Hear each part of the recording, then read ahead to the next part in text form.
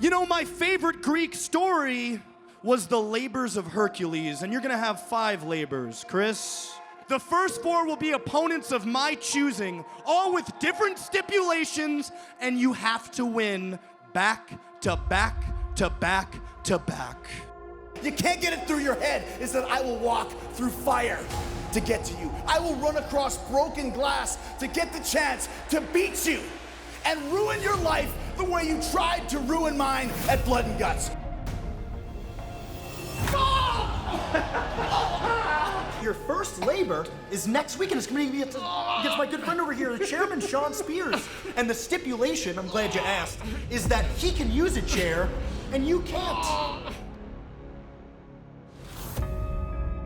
Here we go! Oh! Third time's a charm! One more C4 and it's over. And Spears crashing into the chair. It's over! It's gotta be over! Come on! Labor number 2 will be a no disqualifications match. And it will be against a man who is the most sadistic, the most twisted, the most criminal human being ever to step foot inside of a squared circle. Nick freaking Gage! Oh my God! MDK all day! The deathmatch specialist, Nick Gage, is labor number 2!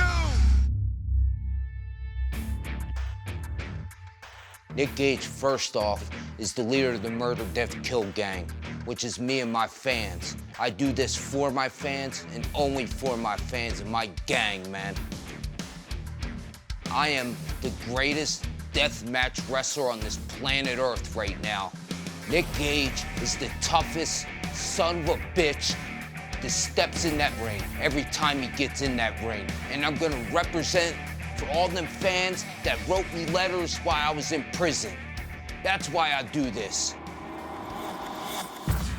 Chris Jericho knows why he should fear Nick Gage. His conviction for bank robbery, his history in deathmatch wrestling, him literally coming back to life after a deathmatch. Chris Jericho has faced just about every type of competitor he can in professional wrestling.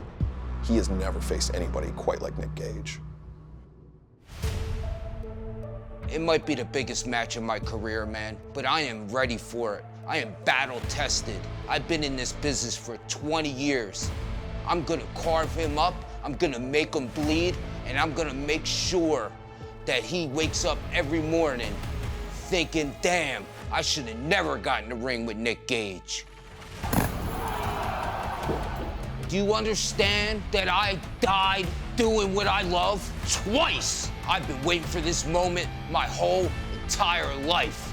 What do you think you're gonna do to me at Fight for the Fallen that hasn't been done to me already? I'd rather die than quit. If MJF is gonna bring in the most demented and violent man in the business today to face Chris Jericho, then next week, I'm gonna bring in the most violent and demented version of Chris Jericho. That's why next Wednesday on Dynamite, in a no-rules match, it's Nick Gage versus the Painmaker. So, Nick Gage, tell me a little... Shut up! Cameraman, get up and get that camera in my eyes. Get it in my eyes, right in my eyes. Chris Jericho, I'm gonna leave you a bloody mess. The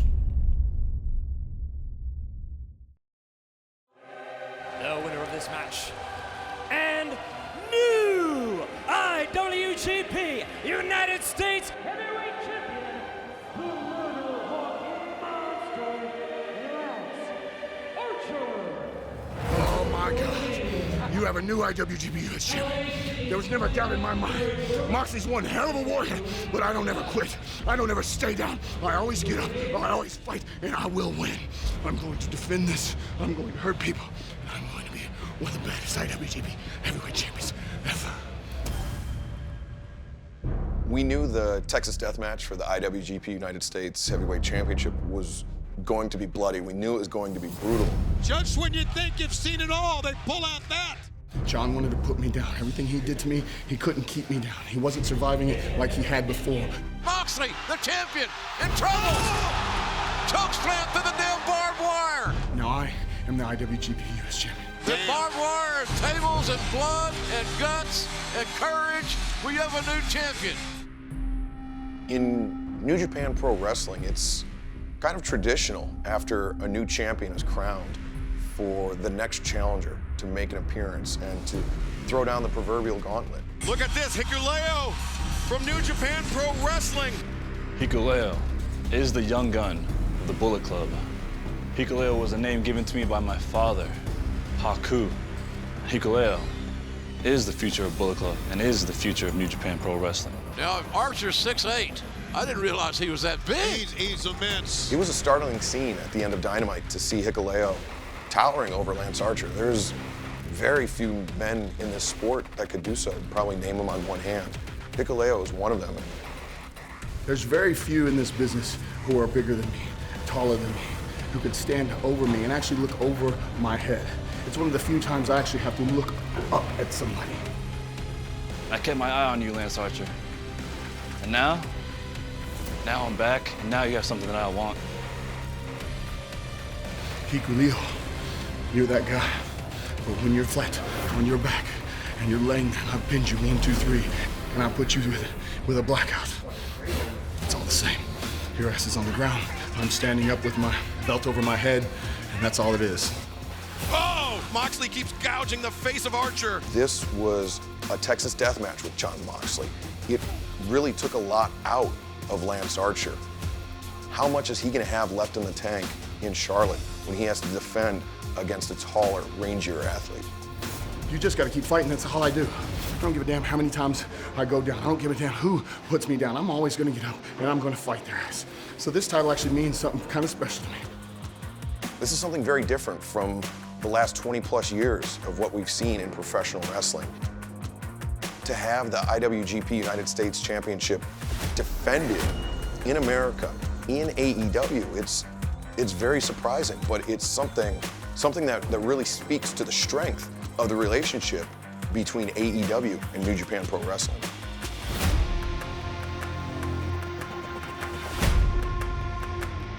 The US IWGP Championship began with the Bullet Club. At Fight for the Fallen, I'm bringing back that title back to where it began, back to where it belongs, back to the Bullet Club. I look forward to fighting that big son of a bitch, and I will put him down just the same. This is a new era. It's a new era of pain for anyone who steps in the ring with me. I don't care what they do, how they fight, or what happens. I am going to whoop their ass and enjoy doing it.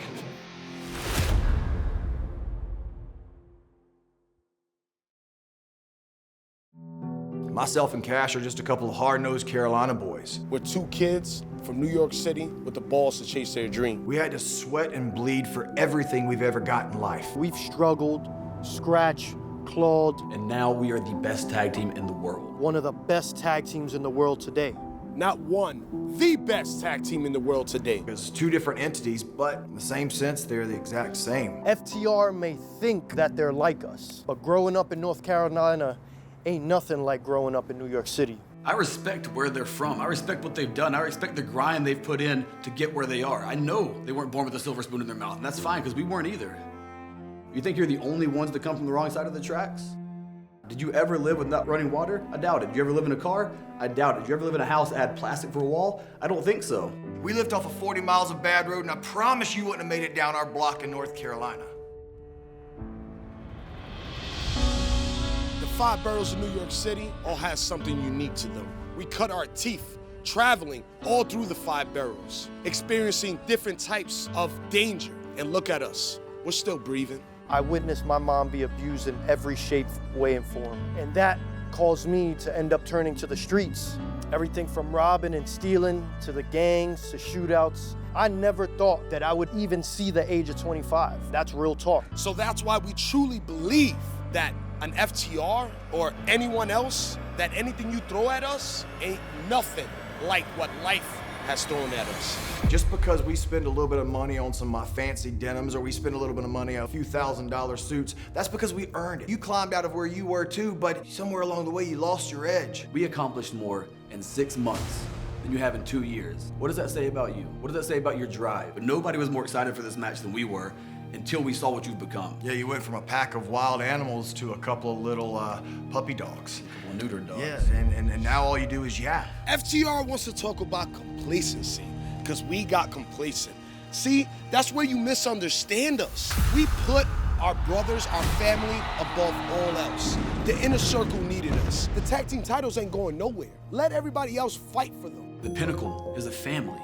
We work together to build a legacy, to build something special, to build AEW, to make it a place where people can come for years and know that the Pinnacle built this. This is what the Inner Circle was supposed to be, but in reality, the Inner Circle was built just for Chris Jericho.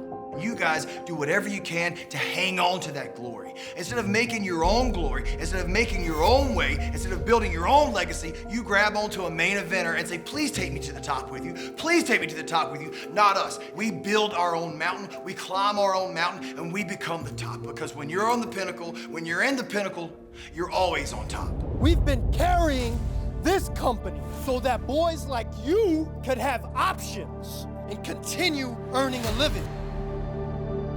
We've been putting on some of the greatest matches, some of the greatest moments in the history of the sport. While you boys have been so focused on one thing, we've been focused on the world. When we look in your eyes, every single time I see shame, I see embarrassment. Y'all would never step foot to my face and tell me I've been complacent.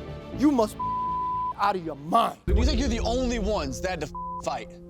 You think you're the only ones that had to struggle to overcome? You don't know the shit we've seen. You don't know the shit we've been through. For this wrestling. You see that? Look at it close. That's my mother at 15 years old after having me. You see this? You see it? Look close. This is my mom's first apartment, a shithole in the Bronx, where she struggled to raise 5 kids in 1 bedroom. You see this? This is when my mom had to fight the city and take slumlords to court just so that we have a decent place to live. So when you look at me and you tell me I don't know what it's like to struggle, you ain't just spitting in my face, you spitting in my mother's face, and for that I'd eat your soul.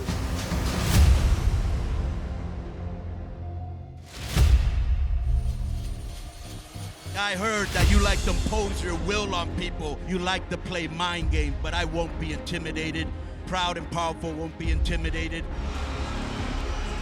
This is... Oh, no. Conan! Look out, no. Oh, my God! FTR, y'all decided to get y'all hands dirty. Well, I guess we're just gonna have to get our hands even dirtier. Oh, Billy! Oh. It's fake, pendejo. Next time it won't be. We want the absolute best, proud and powerful we can get, so when we beat you, we have another notch on our legacy. Whether we win or lose, you will remember us. We will scar you. And when we do beat you so much that you say, thank you, sir, then you're ultimate FTR fans for life. You're welcome.